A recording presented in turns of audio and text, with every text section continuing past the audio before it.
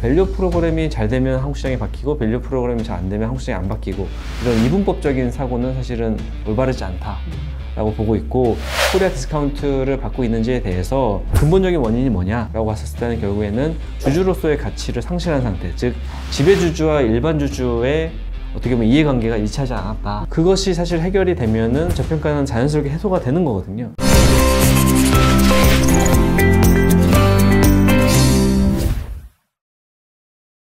네, 안녕하세요. 자이언트TV의 홍순빈입니다. 최근 코스피 지수가 2600을 돌파했는데 2020년 저금리 때의 3000을 바라보기에는 아직 좀 부족한 상황입니다. 그래서 오늘은 한국 증시 전반과 최근에 화두가 되고 있는 감액배당, 밸류업 등에 대해서 들어보기 위해 한국투자신탁운용의 김기백 중소가치팀장님을 모셨습니다. 팀장님 안녕하세요. 안녕하세요. 안녕하세요. 요새 한국 증시 좀 어떻게 보고 계시나요? 일단은 한국 시장의 어떤 경제 성장률 자체가 이제 저성장 국면으로 들어가고 있고, 결국에는 어떤 새로운 금융 환경 그리고 관세와 같은 국제 질서에 새롭게 적응하는 시기다 보니까 아직은 뭐 기대감도 있고 뭐 불안감도 많이 섞여 있는데요. 특히 뭐 새로운 금융 환경이라고 하면 결국 이제 물가와 금리와 환율 뭐 이런 것들이 될 거고, 특히 이제 최근에는 미국 쪽에서 워낙 관세 정책을 글로벌 국가들한테 굉장히 강압적으로 지금 정책을 요구하고 있기 때문에, 그런 부분에서 사실 한국은 산업적으로 봤을 때 분명히 내줘야 될 부분이 있을 거고 저희가 가져와야 될 부분들이 있을 겁니다. 근데 지금 현재 아직 한국의 어떤 여러 산업에 대해서 어떻게 보면 아직 차례가 안 된 상태거든요. 최근에는 이제 먼저 어떻게 보면 미국 입장에서는 무역 수지 적자를 많이 보는 나라들부터 어떻게 보면 손을 좀 봐주고 있는 그런 상황인데, 중국이나 EU, 멕시코, 캐나다, 그리고 그 이후에는 결국에는 일본, 한국, 베트남 이런 나라들까지 사실은 이제 부각될 수밖에 없거든요. 그래서 그런 부분에서 이제 굉장히 좀 과도기적인 어떤 그런 국면에 와 있다라고 볼 수 있겠고요. 외적으로는 그렇고, 이제 내적으로 봤을 때는 한국의 어떤 자본시장 자체가 어떻게 보면 양적으로는 충분히 성장을 해왔는데, 사실 저성장기를 맞이하기도 했지만 어떻게 보면 질적으로는 아직은 좀 성장이 부족했다. 특히 이제 주주의 가치가 사실 충분히 지켜내지지 못했던 자본시장에 가까웠다 보니까 이제 그런 부분에서 또 내적인 큰 변화들이 있습니다. 그래서 그런 것들이 결국에는 이제 한국 증시에 어떻게 보면 긍정과 부정을 다 가져다 주겠지만, 이런 것들을 사실 여러 기업들과 산업들이 잘 적응을 하고, 특히 이제 어떻게 보면 주주들의 가치를 지켜주는 어떤 질적인 성장을 해냈었을 때는 그 다음을 크게 또 바라볼 수가 있는 거죠. 말씀하신 것처럼 좀 대내외적인 여건도 있고 한국 증시가 좀 양적으로는 성장했는데 향후엔 좀 질적으로 더 올라가야 할 가능성이 그런 올라가야 하는 그런 국면에 있는 것 같아요. 네. 그래서 기업들이 최근에 좀 체질 개선도 하려고 하고 주주 환원을 늘리려고 하는데, 밸류업이라는 이제 용어로 이제 어떻게 보면은 대표할 수 있겠는데, 네. 이 밸류업 방법엔 좀 되게 다양한 것들이 있는데 그거는 좀 어떻게 진행이 됐었나요? 일단은 딱 1년 전에 사실 이제 금융위원장의 입에서 밸류업이라는 용어가 나왔고, 그 이후로 밸류업 프로그램이라든지 밸류업 지수가 발표가 됐습니다. 하지만 이제 근본적인 것은 결국에는 어떤 자본시장의 세 가지 축의 변화가 먼저 있을 텐데요. 첫 번째로는 투자자들이 주도하는 사회적 변화, 그리고 두 번째가 정부가 주도하는 제도적 변화, 그리고 이제 의사결정의 주체인 기업의 내부적 변화, 이 세 가지가 동시에 맞물리고 있는 상황이기 때문에 어떻게 보면 밸류업 하나에 대해서만 기대감을 가지고 이 밸류업 하나로만 바라보고 하나로만 해석하는 행위는 굉장히 좀 이 전체적인 어떤 본질의 어떤 흐름을 이해하는 데 한계가 있다라고 생각을 하고 있습니다. 밸류업 같은 경우에도 사실은 이제 아까 말씀드린 두 번째 정부의 제도적 개선에 어떻게 보면 일환으로서 여러 가지 정부의 어떤 제도적 개선들이 많이 있을 거잖아요. 그럼 10가지, 20가지 중에 하나일 뿐이다라고 저희가 생각을 해야 되고, 물론 중요한 촉매제는 될 수는 있지만 결국에는 그런 어떤 변화들이 사실은 약간의 촉매제로서 역할을 하는 거지, 밸류 프로그램이 잘 되면 한국 시장이 바뀌고 밸류 프로그램이 잘 안 되면 한국 시장이 안 바뀌고, 이런 이분법적인 사고는 사실은 올바르지 않다라고 보고 있고, 결국에는 이제 이미 많은 투자자들이 기업을 대할 때, 특히 지금 이제 주주총회가 곧 열리는 시즌이잖아요. 이 주총 시즌에 이제 많은 투자자들이 의결권과 더불어서 수익 배분권에 대해서 많은 기업들한테 요구를 하고 있는 상황이고, 또 정부도 이제 어떻게 보면 투자자들이 피해를 입을 수 있는 부분들에 대해서 투자자 보호 법안들을 많이 마련하고 있거든요. 물론 최근에 일어나는 상법 개정도 굉장히 중요한 이슈일 수 있고요.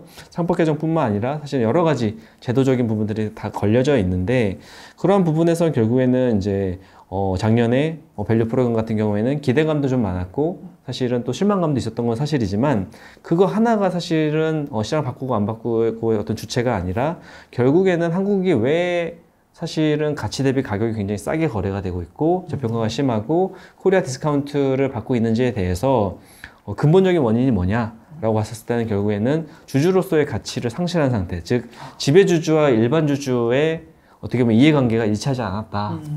그것이 사실 해결이 되면은 저평가는 자연스럽게 해소가 되는 거거든요. 그 해소를 위해서 아까 말씀드린 사회적, 제도적, 기업의 내부적 그런 어떤 축의 변화가 있는 거고요.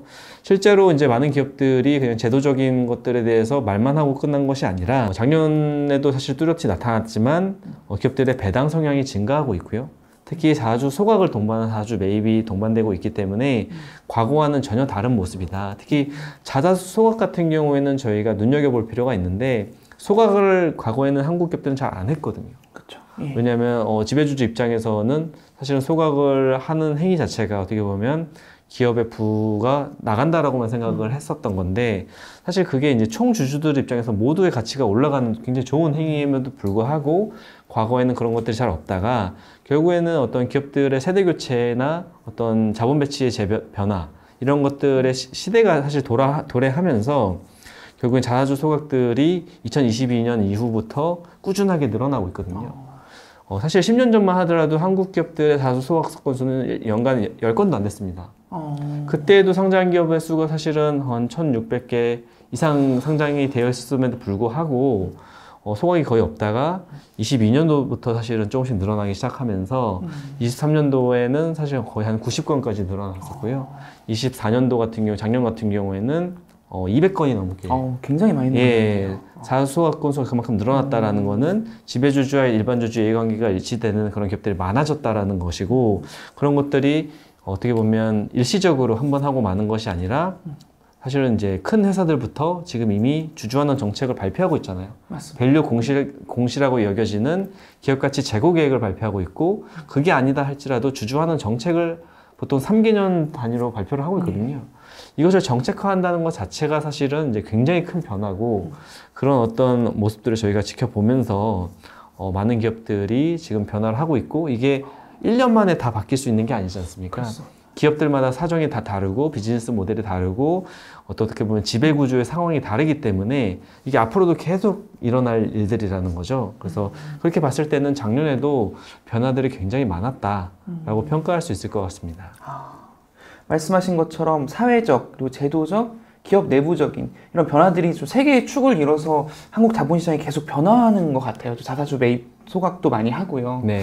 근데 올해랑 작년 말부터 조금 화두가 되고 있는 게 이제 감액 배당이라는 얘기가 이제 시장에서 좀 나오고 있어요. 네. 기업이 자본 준비금을 감액해서 주주들에게 배당하는 그런 방식인데, 네. 이게 얘기만 들으면 뭔가 배당을 줄인다? 이렇게 좀 오해할 수가 있을 것 같은데, 네. 이거는 좀 어떤 건가요? 사실은 이제 기업의 회계 중에서 이 자본준비금이라고 하는 것은 사실은 용도가 없습니다.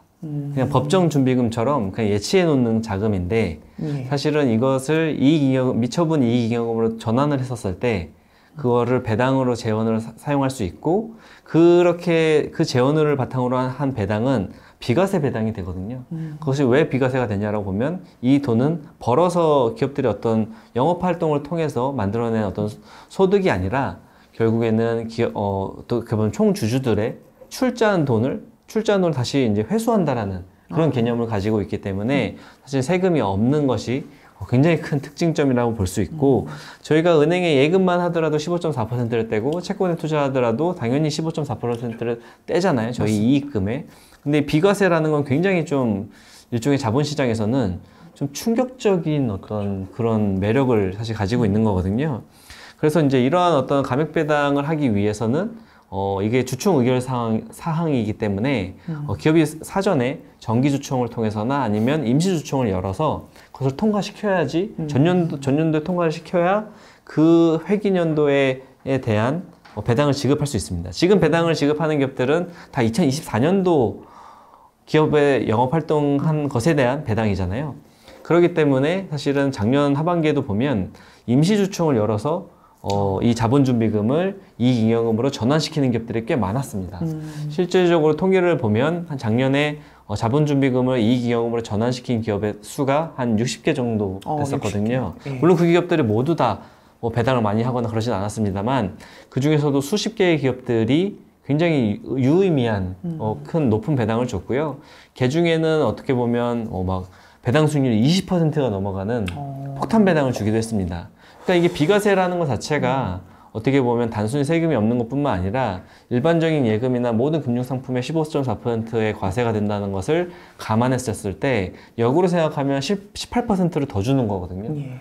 그래서 100원을 똑같이 주는데 비과세다 그러면 이게 118원 주는 거나 똑같은 거죠. 같은 효과를 지닙니다. 그래서 그런 부분에서는 이게 이제 종합소득 과세에도 포함이 안 되기 때문에 사실은 이제 투자금이 크신 분들은 더욱더 유용할 수밖에 없고 이것이 결국에는 기업 입장에서 보면 지배주주도 마찬가지로 일반적으로 기업의 지배주주들은 대부분 다 사실은 최고의 과세율로 배당 소득세를 낼 수밖에 없거든요.